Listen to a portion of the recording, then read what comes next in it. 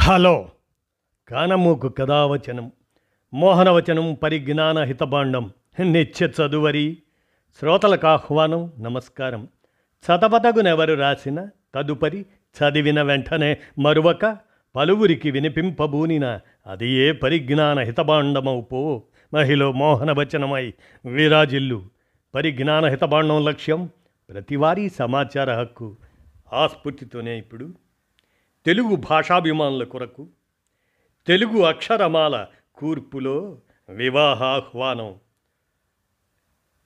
WhatsApp shared మ్యాటర్గా మన కానమోకు కథ వచ్చిన శ్రోతలకు మీ కానమోకు స్వరంలో వినిపిస్తాను వినండి. తెలుగు అక్షరమాల కూర్పులో వివాహ ఆహ్వానం అందుకోండి. వర్ణమాలతో పెళ్లి ఆహ్వానం. తెలుగు అక్షరాలన్నింటితో పెళ్లి ఆహ్వానం ఇలా ఉంటుంది వినండి. అరుదైన అమ్మాయి ఆకతాయి అబ్బాయి ఇద్దరికి ఈడు జోడు కుదిరి ఉంగరాలను తొడిగి ఊరంతా ఊరేగించారు. రుణాల కోసం ఎవరెవరినో అడుగుతూ ఉంటే ఏనుగులాంటి కుబేరుడితో అడిగి ఐశ్వర్యం అనే కట్నం ఇచ్చి ఒకరికొకరు వియ్యంకుల వారు ఓర్పుతో ఒప్పందం చేసుకొని ఔదార్యాన్ని ఇరు కుటుంబాలకు అందించాలని కోరుకుంటూ ఆహా అంటూ కలపతో తయారైన పత్రికలపై కలంతో రాసిచ్చి ఖడ్గాలతో నరికిన పందిరి ఆకులను గడప ముందుకు తీసుకొచ్చి ఘనమైన ఏర్పాట్లు చేయించి చాపుల బట్టలు అదే ఇంటిని కొని ఇంటిళ్ళపాదికి కొని ఛత్రం అదే గొడుగు పట్టి గండదీపాన్ని జరిపిస్తూ జాము రాత్రి దాకా టపాకాయలను కాలుస్తూ టీవీగా అదే వైభవంగా డప్పులతో ఢమ్ ఢమ్ ఢమ్ అని శబ్దాలతో సాగుతుంది.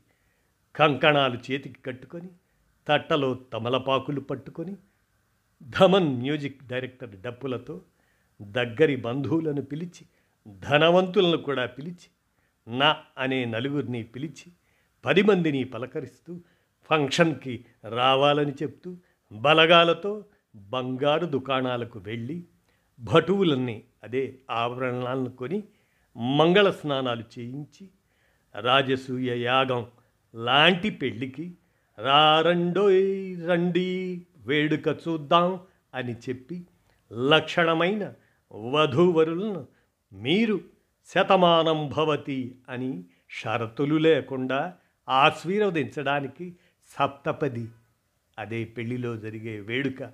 ఆ వేడుకలో హంగు ఆర్భాటాలతో రెడీ అయిన మండపంలో కళత్రం భార్య కాబోతున్న ఆమె పక్కన వరుడు కూర్చొని క్షత్రియ చెంత ఉండే బ్రాహ్మణుల సాక్షిగా జరిగే ఈ పెళ్ళికి రా రా రండి అని అంటూ తెలుగు అక్షరమాల కూర్పులో ఈ వివాహాహ్వానం తెలుగు భాషాభిమానుల కొరకు వినిపించాను. మరి విన్నారుగా. ధన్యవాదాలు.